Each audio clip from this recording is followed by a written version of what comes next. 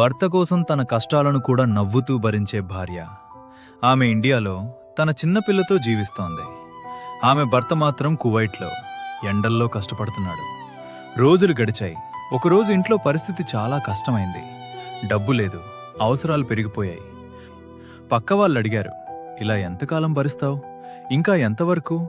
ఆమె మెల్లగా నవ్వి చెప్పింది, అతనక్కడ నా కోసం రోజూ కష్టపడుతున్నాడు, ఒంటరిగా బాధపడుతున్నాడు.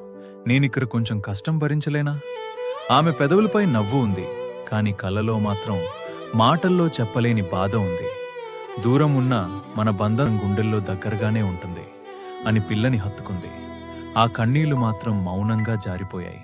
ఎందుకంటే నిజమైన భార్య తన బాధను చెప్పదు. ప్రేమ కోసం, కుటుంబం కోసం నిశ్శబ్దంగా త్యాగం చేస్తుంది. ఇలా మౌనంగా త్యాగం చేసిన వాళ్ళున్నారా? కమెంట్లో త్యాగం చేశాను అని రాయండి.